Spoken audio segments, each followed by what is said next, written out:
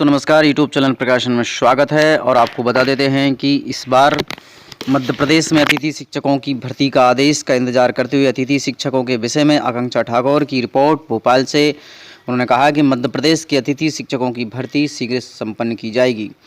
शिक्षकों की कमी से बच्चों की पढ़ाई हो रही है प्रभावित। मध्य प्रदेश में अतिथि शिक्षकों के ऊपर टिका हुआ है बच्चों का भविष्य।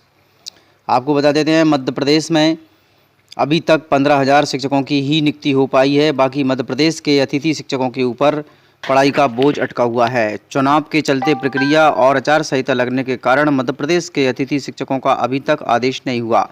इस तरह से मध्य प्रदेश के शिक्षा सत्र तो प्रारंभ हो चुका है, लेकिन आपको बता देते हैं कि चुनाव में सरकारी टीचरों की ड्यूटी लगने के कारण आज स्कूल खुले हुए हैं, किंतु स्कूलों में शिक्षक नहीं हैं।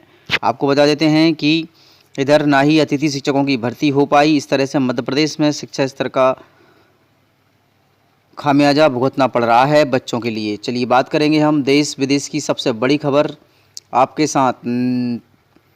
शिक्षा नीति लागू करके देश को एक नए सिरे पर ले जाने के लिए मध्य प्रदेश के सीएम राइज स्कूलों के लिए और अतिथि शिक्षकों की भर्ती के लिए अभी तक जारी नहीं हुए नोटिफिकेशन। आपको बता देते हैं कि इस तरह से स्कूलों में बच्चे जा रहे हैं और गौरतलब है कि प्रदेश के मंच से शिक्षक के रूप में पढ़ाई बच्चों की शुरू नहीं हुई है। बच्चे को आज स्कूल जाते जाते 3 दिन पूरे हो चुके हैं। आपको बता देते हैं कि मध्य प्रदेश में अभी तक 15,000 शिक्षकों की भर्ती हुई और इस कारण से आपको बता देते हैं कि मध्य प्रदेश में 70,000 अतिथि शिक्षकों के पद खाली पड़े हुए हैं। इसमें आपको बता देते हैं कि पिछले नए सत्र में भी अतिथि शिक्षकों के द्वारा काम करवाया गया था और अतिथि शिक्षकों को पुनः आमंत्रित किया गया है। इसके लिए आपको बता देते हैं कि अभी तक ऐसा कोई ऑफिशियल आदेश जारी नहीं हुआ है। आपको बता देते हैं कि मध्य प्रदेश में 21,000 से लेकर 77,000 तक एक शिक्षक के हिसाब में एक शिक्षक को कम से कम आपको बता देते हैं कि 20-20 विद्यार्थी के अलावा आपको बता देते हैं 40-40 विद्यार्थी मिलते हैं। इस तरह से आपको बता देते हैं बच्चों को पढ़ाने की स्थिति में बहुत गंभीर समस्या उलझी हुई है।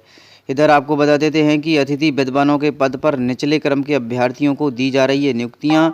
मंत्री, आयुक्त, अतिरिक्त संचालकों की शिकायतें की गई, किंतु आपको बता देते हैं कि माधव कॉलेज में अतिथि विद्वानों के पद पर महिला अभ्यर्थियों को नियुक्ति नहीं देने पर वरीयता क्रम में निचले क्रम में अभ्यर्थियों को नियुक्ति देने का आरोप लगाए गए हैं। 1 जुलाई सुबह 10:30 बजे शाम को 6 बजे तक कॉलेज के उपस्थित रहने के बावजूद भी मुझे नियुक्ति पत्र नहीं दिया गया, जबकि अन्य अतिथि विद्वानों को नियुक्ति पत्र दिए गए। मेरे साथ कार्यरत निचले श्रम के महिला अतिथि विद्वान को भी नियुक्ति पत्र दिया गया।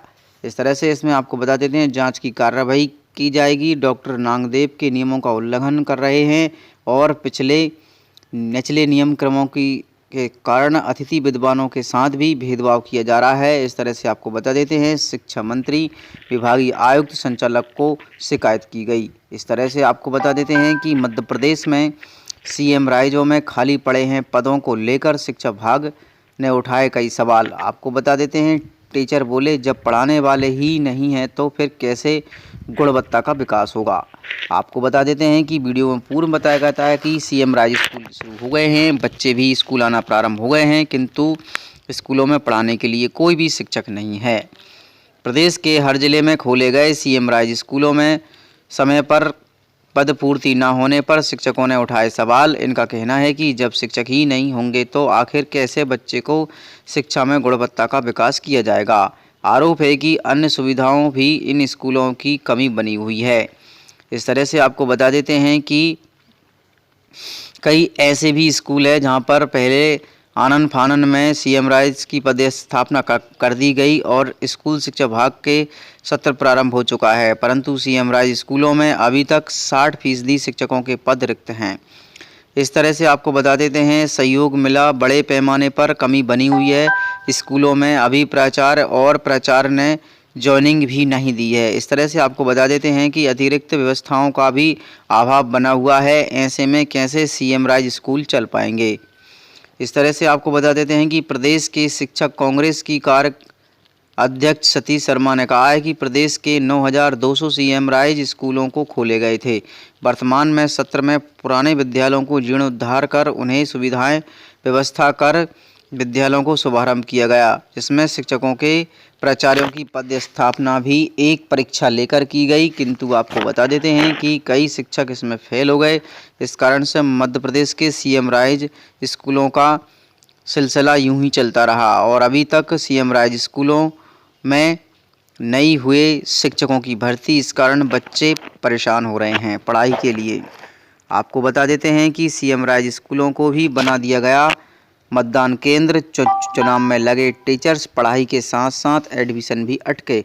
इस तरह से आपको बता देते हैं त्रिस्तरीय चुनाव होने के कारण अभी शिक्षा व्यवस्था में थोड़ा सुधार समय के बाद आएगा, क्योंकि अभी आपको बता देते हैं कि 6 तारीख तक चुनाव किए जा रहे हैं और 12 तारीख तक आचार संहिता लगने के कारण शिक्षा व्यवस्था का कार्यकाल 15 जुलाई के बाद सफलतापूर्वक किया जाएगा। इस तरह से आपको बता देते हैं कि प्रदेश के इन पंचायती चुनाव के कारण आज मध्य प्रदेश में शिक्षा व्यवस्था को थोड़ा सा ध्यान में रखते हुए 15 दिन लेट से चलेगा। इस तरह से आपको बता देते हैं कि छात्र और अभिभावक करेंगे जागरूक।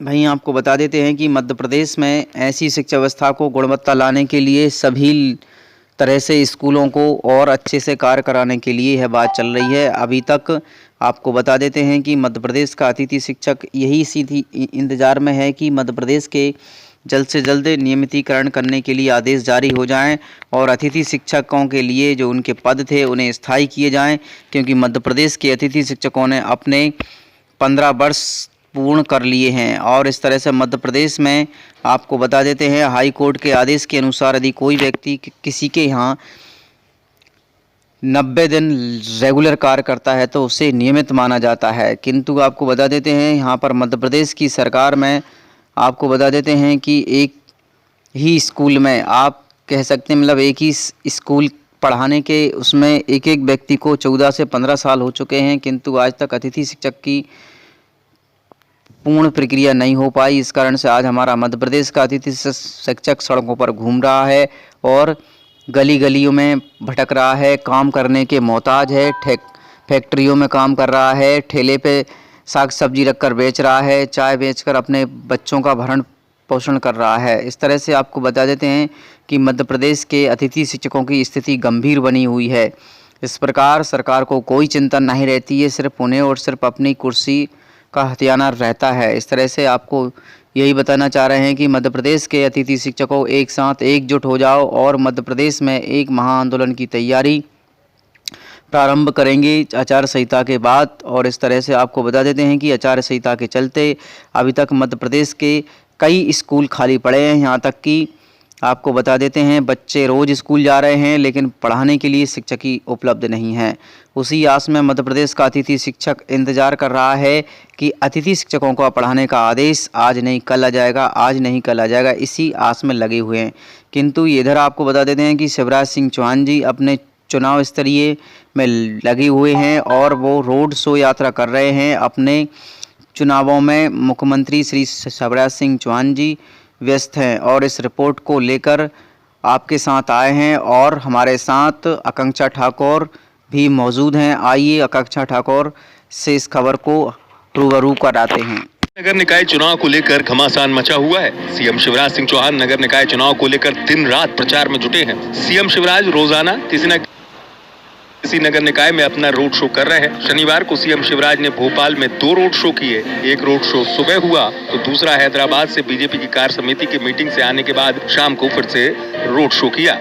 इतना ही नहीं, सीएम शिवराज आज सुबह ही चाय पर चर्चा करने निकल पड़े और लोगों से चाय पर चर्चा करते हुए बीजेपी के लिए वोट मांगे। सीएम शिवराज सिंह चौहान के इस बिजी शेड्यूल के दौरान एमपी तक ने उनसे निकाय चुनाव को लेकर कई सवाल पूछे। सीएम शिवराज की माने तो राज्य में कोई एंटी इनकम्बेंसी नहीं है और बीजेपी क्लीन स्वीप करने जा रही है। 16 में से कितने निकाय बीजेपी जीती? भारतीय जनता पार्टी के साथ जनता है। कांग्रेस कह रही है एंटी इनकम्बेंसी है। ना एंटी है ना है। इनकम्बेंसी है, प्रो इनकम्बेंसी है। तो ये थे सीएम शिवराज सिंह चौहान, जिनका दावा है कि 16 के 16 निकायों में मध्य प्रदेश में बीजेपी को ही जीत हासिल होगी। साथ ही उन्होंने कहा कि जनता पूरा आशीर्वाद जो है बीजेपी के ऊपर, सीएम शिवराज सिंह चौहान के ऊपर बनाए हुए है, इसलिए सभी निकायों में जीत पूरी बहुमत के साथ जीतेगी। कैमरा पर्सन रंजीत के साथ भोपाल से आकांक्षा ठाकुर।